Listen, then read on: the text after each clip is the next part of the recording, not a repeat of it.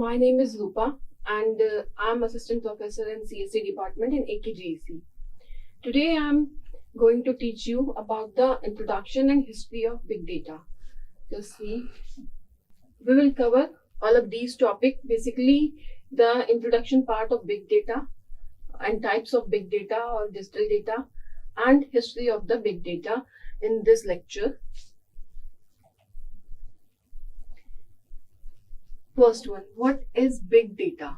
Big data, why do we need big data, or what is the example of big data? First of all, big data is just a data, but it is huge in size. It's a collection of data and that is huge in volume and which is growing exponentially with the time. It is data with so large and complexity that none of the traditional data management system can store it or process it efficiently because it is huge in size. I'm taking an example of this. We can talk about the social media. Most of the people are using social media at present. Before 2000, many people are not aware about the social media, but this time most of the people are aware about the social media. Most of the people are using WhatsApp, Gmail, YouTube, and also we are doing online shopping, etc. These are the resources of big data. Just see these points. First, it is huge, large or voluminous data, information or the relevant statistics which is acquired by large organization and ventures. Many software and data storages is created and prepared as it is difficult to compute the big data manually. That's why we are using some big data tools and big data technology to store and process the big data. Now, these are used to discover the patterns and trends through which we can take some kind of better decision, which is related to the human behavior and interaction technology. I will explain you through one example. Just see the next slide. These are the examples of big data. Every minute, data is growing. As you can see in the first one, messages shared by the WhatsApp users every minute are 4,16,66,667, which is a very huge in size. This is about per minute. I'm not talking about the day. This is per minute. Next, you can see the video and voice calls made by the people worldwide, which is 13,88,889 per minute. This data is generating, and so on. You can see the another example. These are the hours of video, stories posted by the Instagram, messages shared by the Facebook, and photos shared by the Facebook users. These are very large in size, and we can see the graph in 2021. Data is 74 gigabytes, but in 2022 it is 94 gigabytes, means increase approximately 20 gigabytes. If we talk about the 2023, this is 118 gigabytes, means 24 gigabytes increase. And next is in 2024, this is 149 gigabytes, means 31 gigabytes increasing. You can see every year data is increasing. 2021 to 22 it is 20 gigabyte, and 22 to 23 it is 24 gigabyte, and last 23 to 24 it is 31 gigabyte, means every year it is increasing. And this is the data growth in 2021. This is one more example you can see here. Now we will explain the types of digital data. First question is, what is digital? I'm talking about types of digital data or types of data, but I have written here digital data. What is digital? The data which we store in computer is called distal data. It is of three types. First one is structured. Structured data is very less, that is 10%, which we use in the earlier system, like relational database management system. In relational database management system, we save the data in the form of tables. That is a row and column. I have mentioned here also. You can see structured data is the data whose elements are accessible for effective analysis. It has been organized into formatted repository. That is typically a database, and it concerns all the data that can be stored in the database SQL in a table. Means row or column ki form mein we store the data. And you can see the example also here in the figure. One more thing, in a structured data, schema is fixed, predefined. But now see the semi-structured data.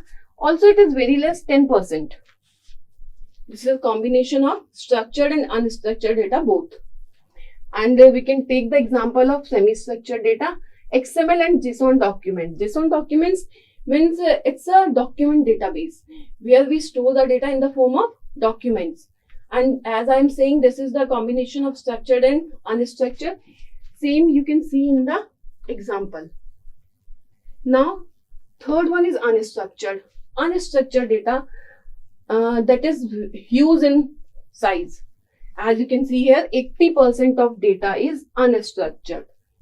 Means overall data, 20% comes in structured, where 10% structured and 10% semi-structured. Combinedly we can see it 20%. And unstructured data is 80%. Means unstructured data is very high.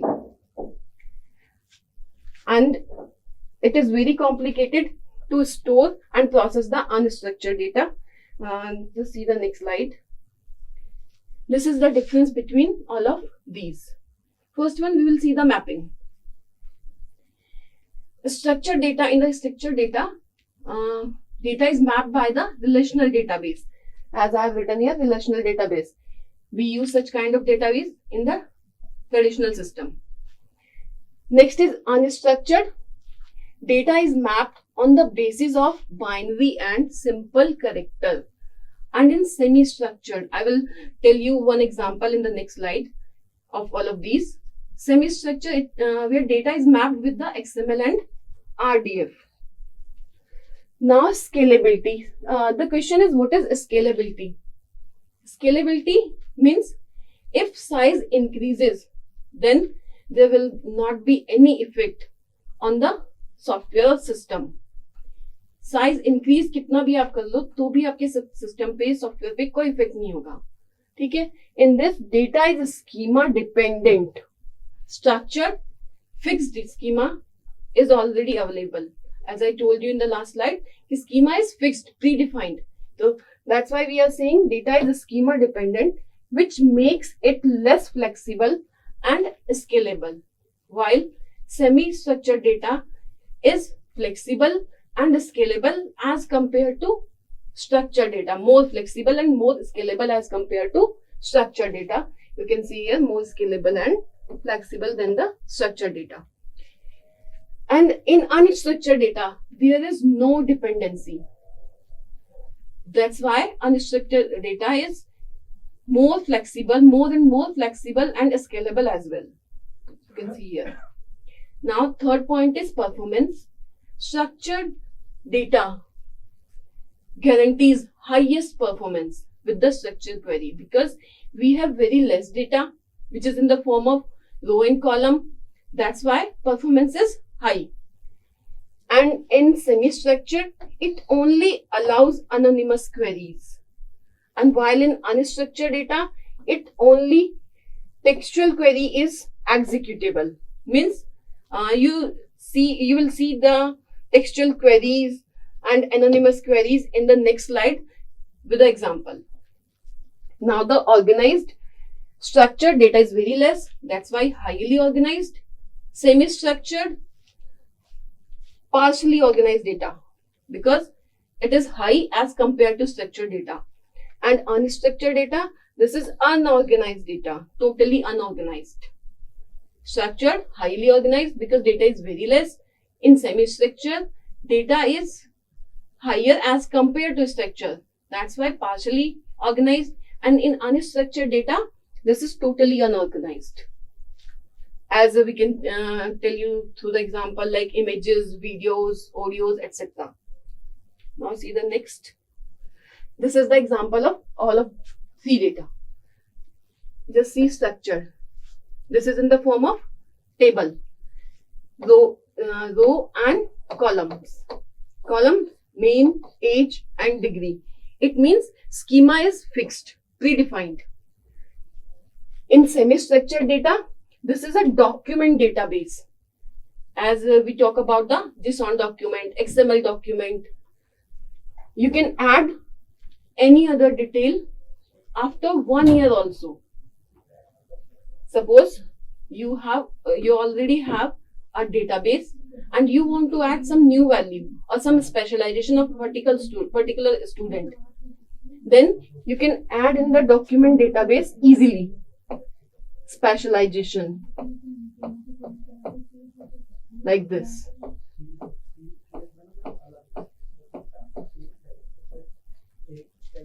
But in structured data, it will take very much time. Either it is not possible, but if we say that it is possible, it means you have to add one another attribute here or here. That is of specialization. And it will take very much time. Also, it will take memory, more memory. Because all other ID, this is ID1. ID1 has specialization in some subject like compiler, etc. But David has no specialization, Robert has no specialization, Rick has no. Then the memory will be wastage. इस case में क्या होगा, आपकी memory waste हो जाएगी. Wastage of memory.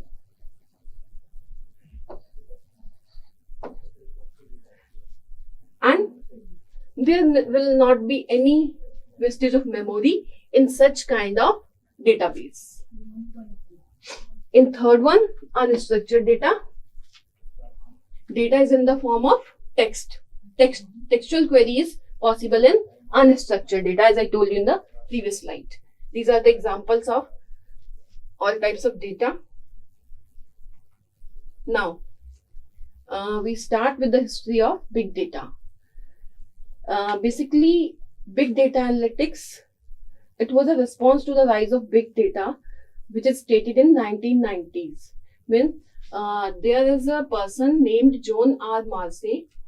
He generally used the term, the name big data in his communication. That's why some people say John R. Marcy coined the term big data, but it is not very much clear. And in the third point, very long before the term big data was coined, the concept was applied to the dawn of the computer age, when businesses used large spreadsheet to crunch numbers and find the trends. The large amount of data which is created in 1990s, or you can say in early 2000, the popularity of mobile devices and the search engines means people are using mobile. Most of the people are using mobile after 2000, and it is day by day increasing. People are using internet after 2000, and it is also day by day increasing. That's why the popularity of mobile devices and search engines created more data than any company knew what to do with this data. Means if data is increasing, then how will we store the data? How will we process the data? This is a complicated task. And speed was another factor also. Next is the fastest the data was made, the more it had to be handled. It means there is a problem. How we will handle the data? How we will process the data? means big data. How will process the big data?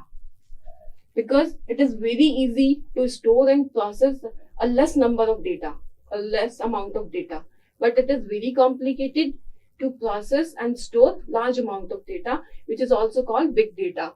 Just see the history one by one through this diagram. First, I will explain this slide after this diagram, after this slide. First, Doe Cutting and Mike Caprella. These are the scientist name. Doe Cutting and Mike Caprella both started to work on a project named Apache Nutch in 2002. And they have, first question is, what is Apache Nutch project? This is a project where this is just a search engine, means to building a search engine. Project was to build a search engine. When they developed the project, they faced some problems. Problem is that this was very expensive and it can index only 1 billion pages. Now, when they prepared the project, they faced first problem. It was very expensive. And second problem, the solution was not feasible.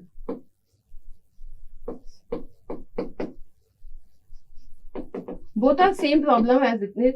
If this is expensive, it means solution was not feasible. Then they decided to find out a feasible solution. In 2003, Doe Cutting found a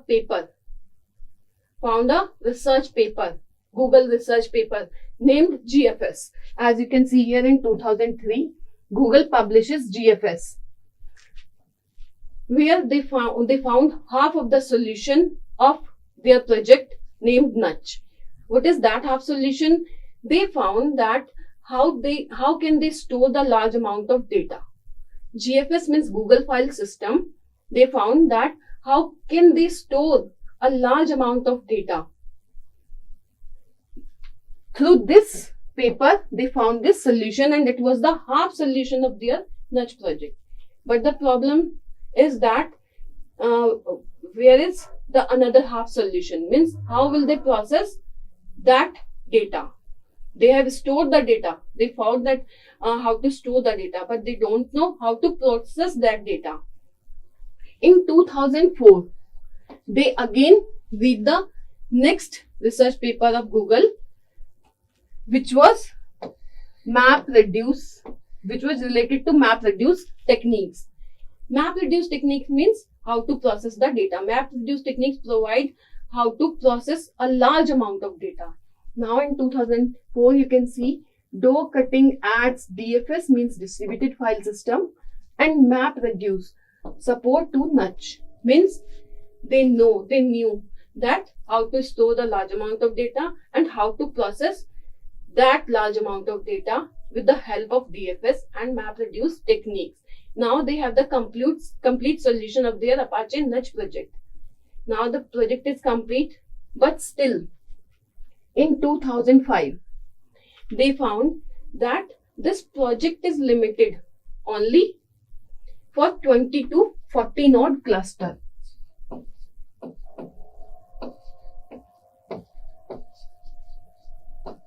This is again a problem. They want to spread the technology, but the problem is this is limited only for the 20 to 40 node cluster. Now they decided that they have to spread the technology, and they joined Yahoo in 2006. Why they joined Yahoo? Problem in 2005 is that they would not achieve its potential. Not achieve its potential with this 20 to 40 node cluster. First problem. And they required more manpower.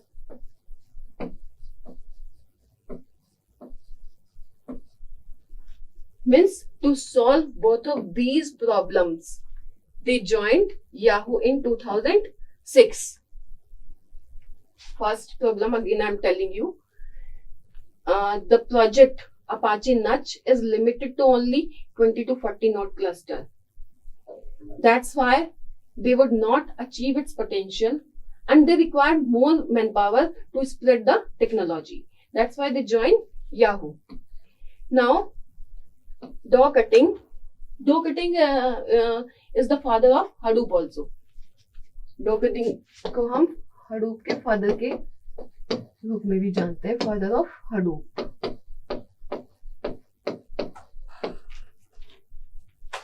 Now, in 2006, Doug Cutting, Hadoop spins out of the notch. Means, what does it mean? Doug Cutting separate the distributed computing part of that Apache Nutch project and introduced a new project named Hadoop. Means, उन्होंने क्या किया? जो Apache Nutch project में distributed computing parts थे, उनको separate कर लिया और separate करके उसको एक न्यू प्रोजेक्ट में इन्वॉल्व किया, इंट्रोड्यूस कराया. उस न्यू प्रोजेक्ट का नाम दिया Hadoop. Now Hadoop came into the existence. If I ask about the history of Hadoop or evolution of Hadoop, it means from 2002 to 2006, Hadoop came into the existence after all of these steps. Now again, why the symbol is this yellow elephant? Actually, the Doug Cutting son usually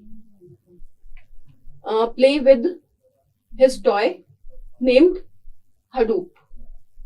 The toy was an elephant, and he usually call it Hadoop. And elephant is huge in size. That's why Doug Cutting thought that the project is solving the problem of how to store the big data, how to process that big data. That's why he thought the name should be Hadoop. Elephant is also large or huge in size. That's why he used this symbol Hadoop and write the name Hadoop.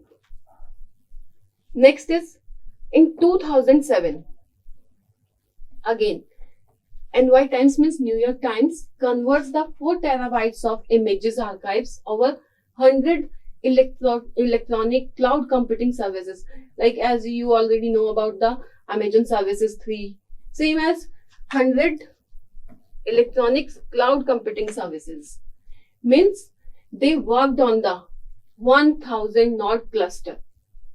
First 20 to 40 node cluster, it was limited.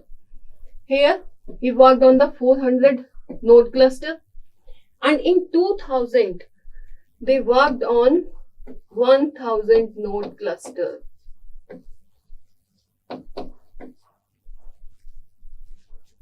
Now in 2008, again the fastest short of a terabyte, 3.5 minutes over 910 nodes.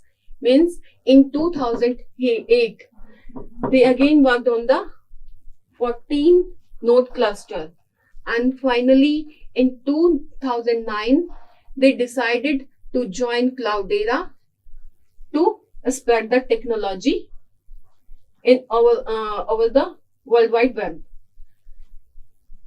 This is all about the history. Thank you.